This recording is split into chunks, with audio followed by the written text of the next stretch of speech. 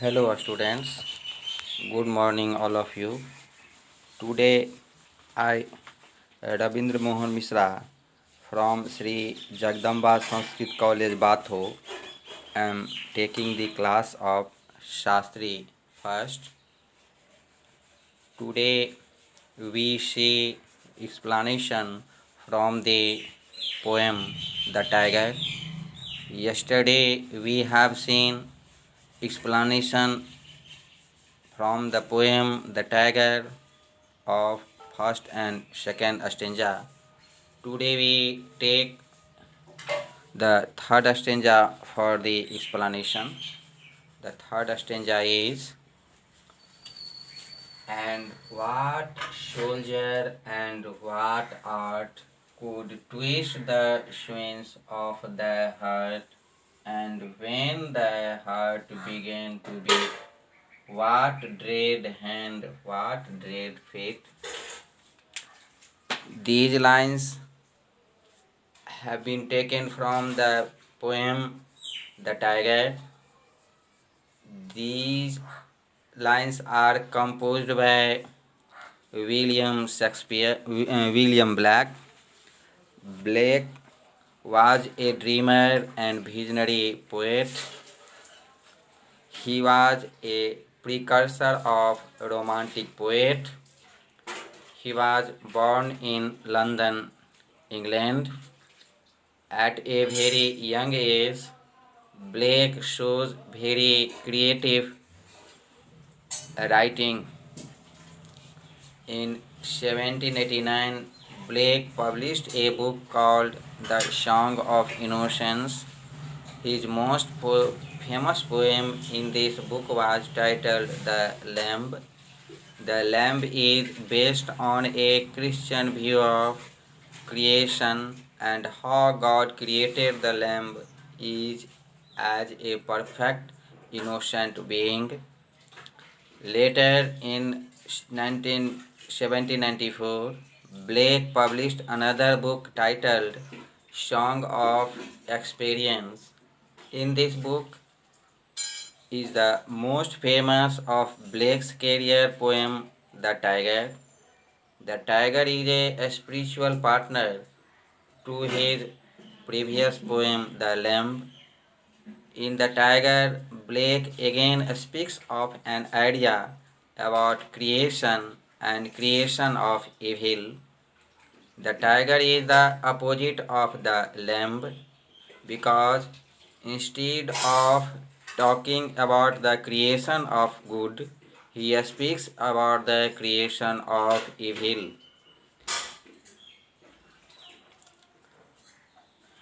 In these above lines, Blake appears to be very creative and sensitive about his creation of tiger. In third stanza or quatrain, he uses yet another rhetorical question directed to ask who created this creature. He uses powerful imagery to provide a picture of God literally molding or creating the tiger. Again he remarks, and what soldier and what art could twist the sinews of the heart. In these lines, the die is referring to the tiger, and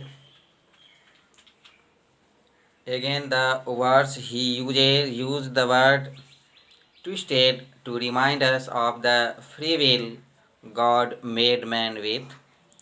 The twisted is also to remind how twisted or sometimes corrupt human can be.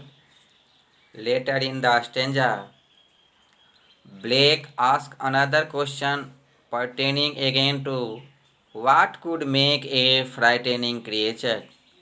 Blake uses imagery to show how the heart of this beast begins to beat, and then once God had made the heart beat. In this way, he says, what dread hand and what dread feet? This shows how God again asks himself if he dreaded creating such a magnificent creature that is capable of both good and evil. Here, Blake have given a very conceit idea about this, that those who create good may be also possible that he create bad also. Then there will be the balancing of the creation. In short, we conclude that these lines reminds us that we should be very sympathetic towards both good and evil. Now we come in the fourth stanza of the poem, the tiger. Now today's second explanation, second paragraph. What the hammer, what the chain, in what furnace was thy brain? What the anvil, what dread grasp, dare its deadly terrors clasp? These lines have been taken from the play The Tiger. These are composed by William Blake. William Blake was a dreamer and visionary poet. He speaks about the creation of evil. The tiger is the opposite of the lamb because instead of talking about the creation of good, he also speaks about the creation of evil. In the tiger, Blake uses a very powerful rhyming scheme along with a lot of allusion referring to both Christian views of God and Greek or Roman gods and goddesses throughout the tiger. It is often said to be the most widely anthologized poem in the English language. It consists entirely of questions about the nature of God and His creation, particularly whether the same God that created vulnerable being like the lamb could also have made the fearsome tiger. The tiger becomes a symbol for one of religion's most difficult questions. At the same time, however, this poem is an expression of marvel and wonder at the tiger and its fearsome power, and by extension, the power of both nature and God.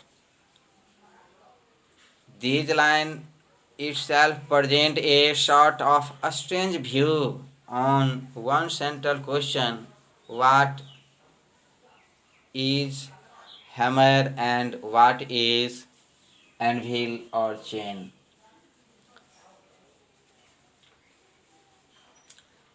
In these lines, Blake gives the fantastic examples of different tools that are used for controlling the tiger. The fourth stanza begins with an awesome allusion referring to Greek god Hephaestus. Hephaestus is the blacksmith god of fire and metallurgy who was plagued with a lame leg and toiled under the volcano Mount Etna, creating weapons armor, and artwork for the god who disdained him for his ugliness. What the hammer, what the chain, in what furnace was the brain is very creative and contrastive thing which is which are remarkable for us. From the verse Blake presents an image of a god like Hephaestus in a dark hell-like place, just hammering away to create this great beast. Blake is implying the tiger to be made of hard metallic stuff. He uses anvil to paint the picture of a god like Hephaestus hammering away an anvil to create the tiger out of metallic substances. To close the stanza, Blake uses a lot of dark, ominous words. The words dread, dare, deadly, and terror are words that describe something evil. Blake chooses to use these words to paint an image of the tiger being an evil creature, which begins to lead us away from the assumption that the tiger was created by the God in heaven and therefore capable of good as well as evil. The tiger and its deadly terror's clasp is more imagery to remind us that the tiger is dark, mysterious, horrifying, and brutal creature. Again, it also reminds us that all evil is also the creation of God to maintain the balance on this present world beside the creation of good. In short, we conclude that the, the poem teaches us that the tiger is being born as a hero. The birth is about the becoming of existence for a hero.